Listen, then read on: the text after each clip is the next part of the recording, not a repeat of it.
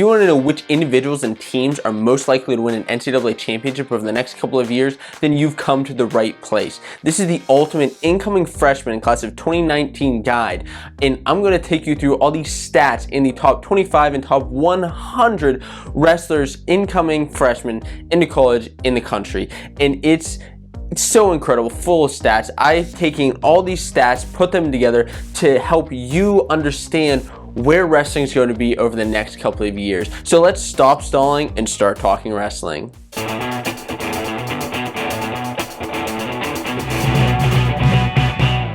Hello, my name is Josiah, host of Fanco Wrestling Show, and in this video, in the next 3 videos, I'm going to tell you all about the incoming freshman class of 2019. And you want to make sure you stick around until the 3rd video, where there's a very special bonus for you who watches until the end. You're not going to want to miss out on that. But in this video, we're talking all about the statistics and the analysis of these recruits, these stats on the top 100 wrestlers. So this is pretty exciting because I'm going to go by weight, by state, and by conference, and letting you know which guys stand out the most. The first thing that we're going to talk about is in the statistical analysis is the top incoming freshmen by weight. So of course there are 14 weights in high school, 10 weights in college, and you know, in high school it's a little bit different because the lowest weight class starts at 106. You know, if you're a wrestling fan, you know that it starts at 106, but in college it starts at 125. So what I find very interesting in these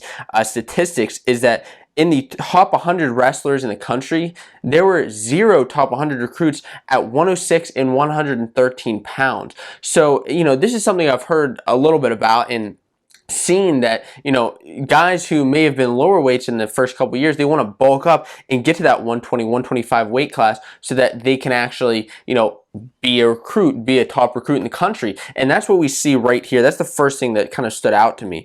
The other thing with these top recruits that stood out to me here is that 152 pounds and 195 pounds have the highest recruits in the country in the top 100. There are 11 top recruits, and you can see that in this graph here. I have a bunch of graphs that, you know, you'll be able to check out.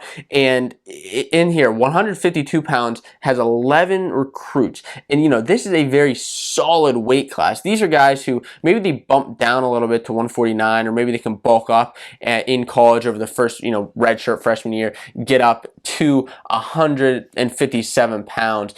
And you know, I think that's why that's so strong. In 195, it's a similar scenario. But as we get down to the top 25 recruits in the country, that's where things really begin to narrow out. And you can see in this kind of graph here where, you know, it's a little bit skewed towards a few different weights.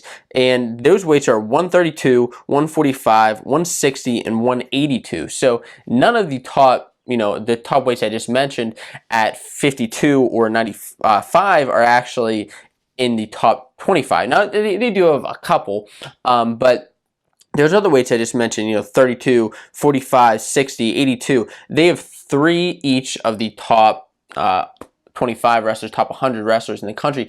So those are some very strong weight classes to watch out for, which I thought was pretty interesting. Now let's go by state. So this is a very interesting debate. It always has been a debate in the wrestling community as which states are the most dominant in wrestling. And right now, I have the stats for this incoming freshman class of 2019 to actually show you which states are most dominant right now. So as far as recruits go, the top state in the top 100 recruits is New Jersey. Now, New Jersey had a phenomenal year this year in college.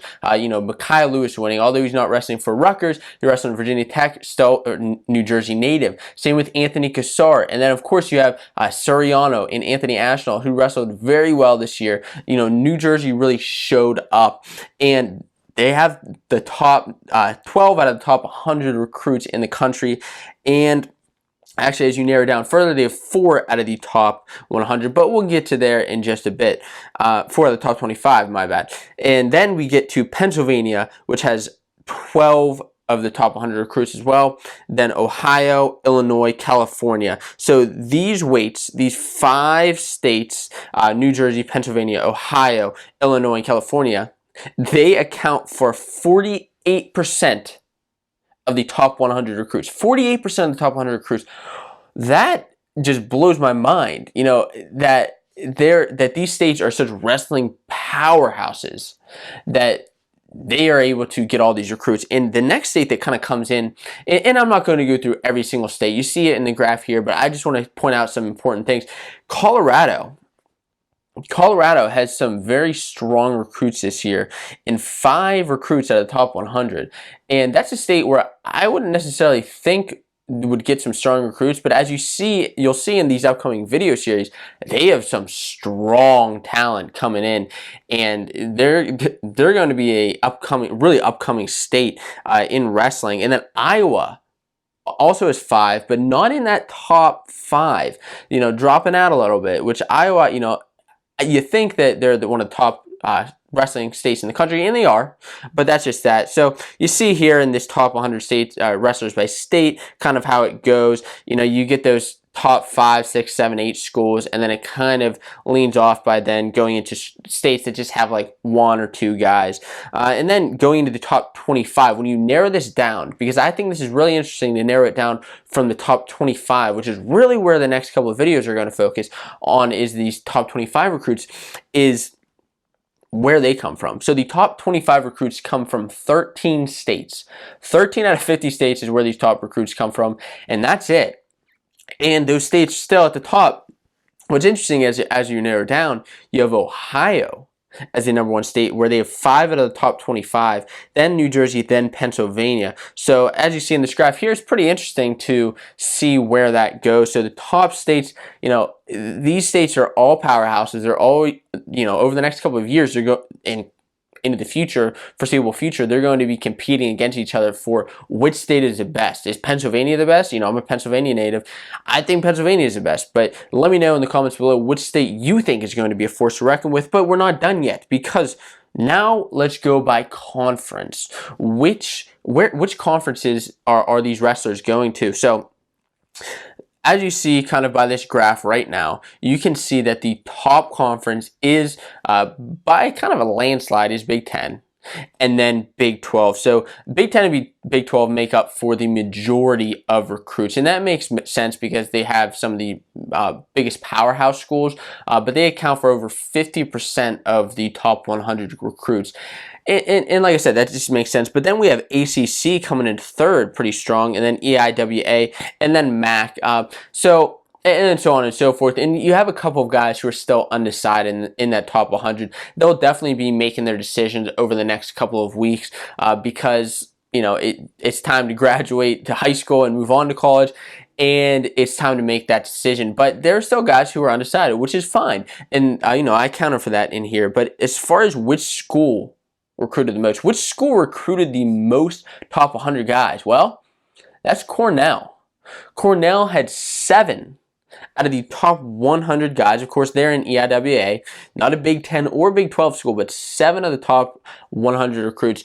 And although the recruits aren't all necessarily top, you know, top 10, top 20, even top 30, they're pretty consistent in that 30 to 50 range, and they've had a lot of development in these. You know, they have some great coaches, and they're able to show that, you know, guys really produce. Of course, you have Yanni there, you have Vito, and then you have Max Dean. So, you know, Cornell is going to be pretty strong over the next couple of years. But then the next school that I think is going to do so well over the next couple of years is Ohio State. So Ohio State has 5 out of the top 100 recruits. Then Rutgers has 4. So they've had a pretty strong recruiting class in 2019. And then Fresno State, I think, is a pretty big story here as far as how well they did. So let's break it down a little bit by conference. So as far as Big Ten, they have, first of all, Ohio State. So they have 5 of the top 100 recruits. And right now they are ranked the #1 recruiting class of 2019 by Flow Wrestling, which is where I'm getting a couple of my stats from Flow Wrestling. I really highly encourage you guys to check out Flow because they have all these great stats. But the #1 recruiting class by Flow Wrestling, they have 3 out of the top 10 recruits. That's more than any other school in the top 10, as far as top 10 recruits go. They have 3 of the top 10, which is outrageous. If these guys develop well, which, you know, we've seen that they do, they can be a real force to reckon with. And then, you know, Ohio State versus Penn State recruiting classes, it's kind of a down year for Penn State. They have right now one out of the top 100 recruits in the country going to Penn State. And they had, and I'll go into that, into which guy it is. He's in the top 25. They had another guy, Adam Buchela, who was originally going to Penn State, ended up changing his decision, which we see often. It's fine, but that's pretty interesting. And then Rutgers, ranked number 4 recruiting class right now by Flow Wrestling, has a pretty strong building up year, and you know, they're going to do very well. As far as next, we have Big 12. Big 12 is, you know, the second highest recruited class. Iowa State is a pretty strong story here. They're number 6 ranked by Flow, and they have 2 out of the top 20 recruits, so pretty strong. And another big story here is Fresno State, who's the number 8 ranked recruiting class, who has 2. It's a couple years after reinstating their program, and they're already ranked that high. They have these guys. They have, you know, so many guys in the top 100. They're doing pretty well. And then Northern Colorado, like I said, Colorado is a pretty strong wrestling state now, and they're ranked number 10 recruiting class by Flow. And then we have, you know, and going into EIWA, like I said, Cornell's doing very, very well in recruiting. They have done well in recruiting in the past, and they will do well in the future. They're very, very consistent. ACC, I think the big story here is Virginia Tech. You know, they are the number 5 ranked recruiting class, and with Mekhi Lewis winning that NCAA championship as a freshman, I think they've shown that they can do well over the next couple of years, hopefully as a team. And then, you know, a couple of these other conferences, as far as Pac-12 goes, I think that's really the other main story besides, you know, SoCon and MAC, which, you know, EWL just added to the MAC, and they're one of the biggest conferences now. But I think the big story between the rest of these conferences is the Pac-12. You have Arizona State, who has, you know, in the past had very strong recruiting classes, who, you know, some of those guys really panned out well, some of them not as well. They've had a pretty consistent team, but I think that being the number 2 recruiting class this year, they can have some strong talent going into the future. Make sure you check out this next video where I go into the start going into the top 25 down to 11 recruits. I'm going by each guy, making sure that you know exactly what they're about, what tournaments they won in high school, what their record was, what school they're going to, and where they can fit into their team's lineup.